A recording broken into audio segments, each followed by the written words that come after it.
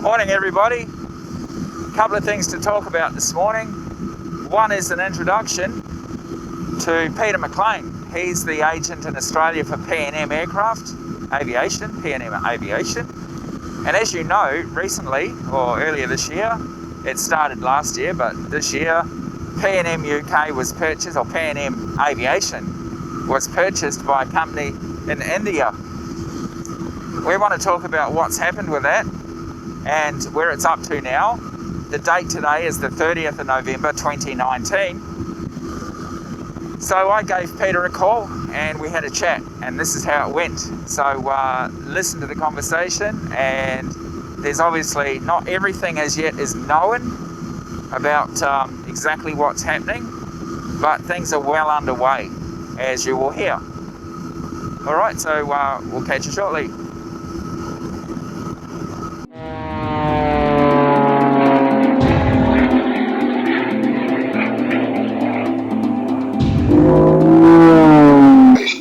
G'day Pete, how are you?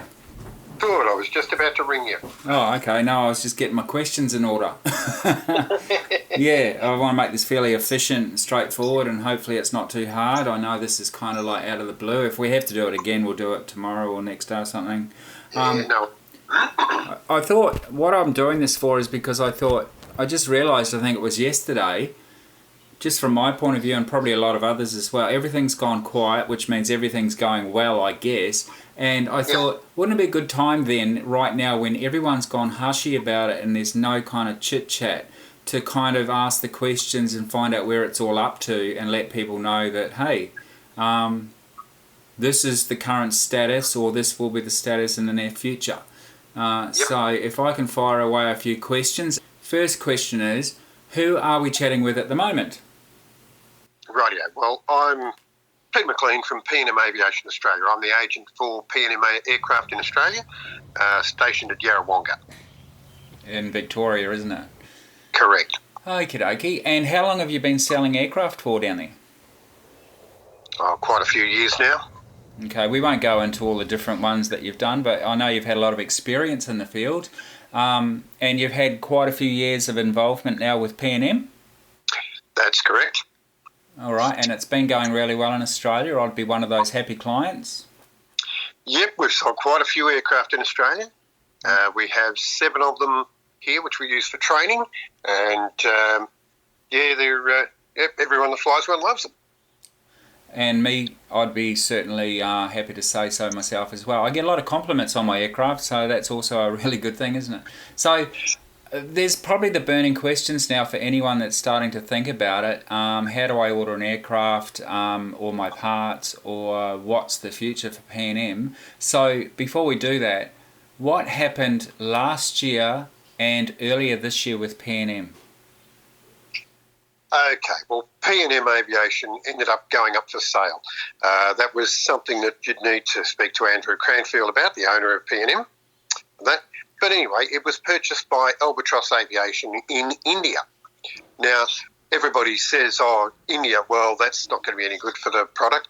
The difference is it's at Bangalore, and Bangalore is where the aviation centre is in India. So pretty much everybody over there is aeronautical engineers. They've all got doctors and PhDs in aeronautics and stuff like that. So Boeing gets parts built there, so does Airbus, all that. So it's not the backward area that you might think, the aircraft's coming out of China now or something like that. No, it's not that type of thing. There's no difference to being straight out of the factory in England.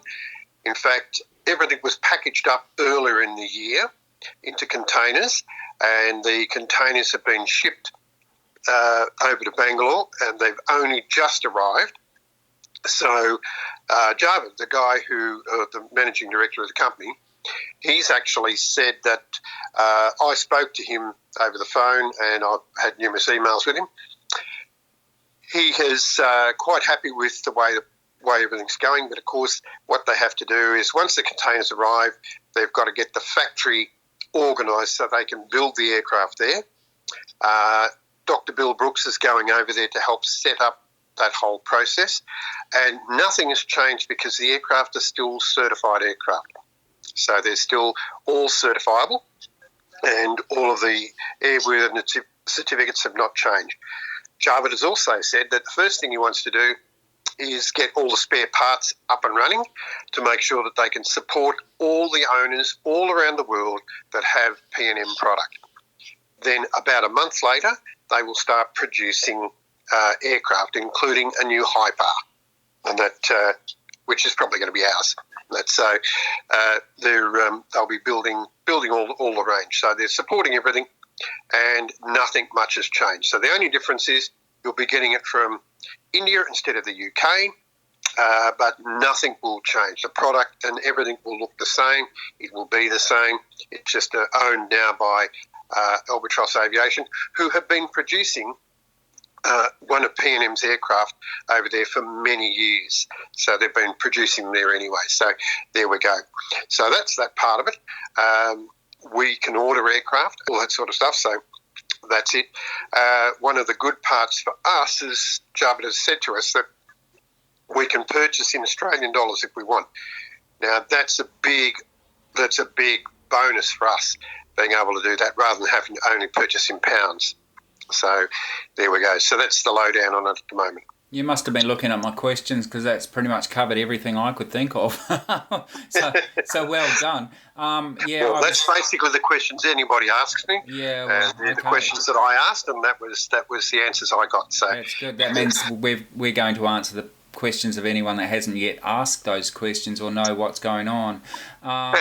Yeah, and all right, so I was going to ask, any changes likely in the near future? Obviously not. So the big question still is, though, things aren't quite rolling on and we aren't producing aircraft yet, and there's no spare parts set up yet. So spare parts are there. So all the spare parts that were in the UK are now in India. So there's quite a cache of spare parts there. The difference is they all went to India, so they're all going to be sent out from there. So you can order the parts. The only problem is they need to, everything was in containers. So what they have to do is get everything out of the containers and then basically package them into areas that this belongs to a main air trike, this belongs to a Pegasus trike, this one is a P&M QuikR GT450 Pulsar Hyper, whatever. So they've got to go through that general process. Now they're also, before they can produce new aircraft, they have to have all the airworthiness certificates all up to speed, which Dr. Bill Brooks has been doing. So he's been getting all of that ready for them. So, like I said, nothing's changed. The only difference is the factory's moved. If the factory had moved in the UK, which it would have done anyway, you'd be in exactly the same position as what we are now. So the factory would have had to move. That would have meant everything in the factory would have had to been labelled, boxed, all selected in areas, and then it would have been moved to a new factory or airfield or whatever, and then that would have then started the ball rolling again, and there would have been a delay of probably 1 or 2 months anyway just to get up to speed. So the only difference here is there was nearly 2 months on a ship going to India, and then Albatross Aviation have been busy trying to get all of their stuff up and running to make sure that it's all 100%, and all the airworthiness certificates have got to be all 100% before they start production. And I think that's a great thing that they're not saying, look, we'll just go ahead and start production. We will get the airworthiness certificates, but we're going to start production. Well, they're not sort of doing that. They're going the right way and saying, we will start production of new aircraft once we have the airworthiness certificates and that. And that's being done, so that'll happen.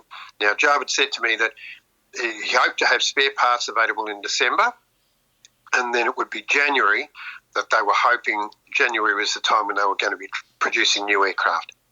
And that was where that was going. Okay. So if I was going to order another aircraft like the one I've already got, yep, how much? You could order it today. Yeah, not how much would I be likely to pay, but would there be much difference in the price that I paid before? That I can't answer, because I don't know, because we haven't ordered anything for a fair while at the moment because we're waiting. I don't know what the fluctuations are in the dollar and all that sort of stuff. So that sort of thing I can't answer at the moment. But there are agents. There's a UK agent who will be in the same boat as me, and that agent will be selling the aircraft, so they'll be selling theirs in pounds.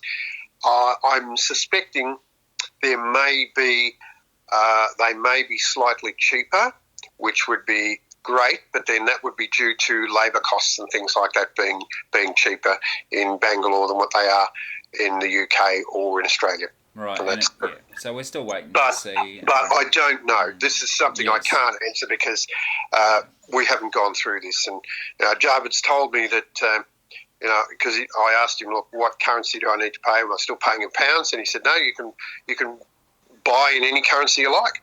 And I went, Australian? He said, yeah, happy to do Australian. I went, bonus. So for our buyers in Australia, it will be a very simple process. I won't have to go through the process of, okay, this is going to cost this, then you're going to have to convert it to pounds. Any change you want to make are going to be converted to pounds or US dollars or whatever. No, I can just say it'll be in Australian dollars. That's it. Yeah. So, okay. Now, I've still got many, many parts because, as you know, for Australian buyers, I purchased many, many thousands of dollars worth of parts prior to P&M even closing. But that's just what we do here. We did it with the Tanags, and we've still got pretty much any of the parts that anyone would want. So we've got them, and that's that. As far as parts go, we've really had no major components damaged in Australia where we've had to replace any of that. Yeah. Okay. Good. Look, I'll leave it there. That's a good amount of time.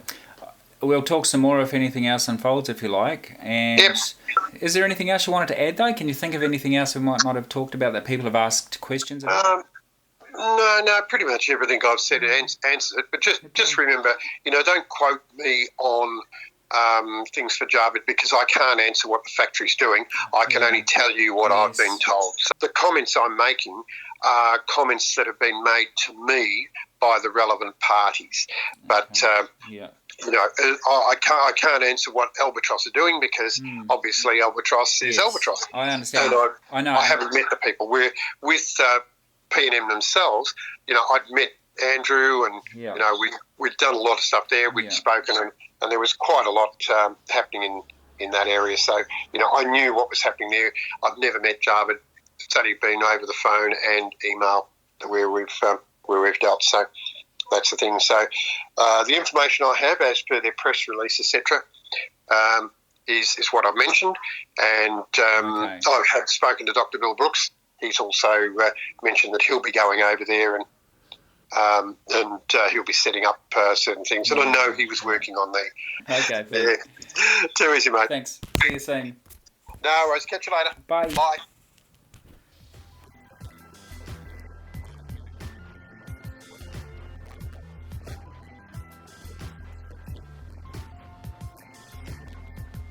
Bearer traffic, truck 6340, enters, lines up, rolls runway 12, bearer traffic.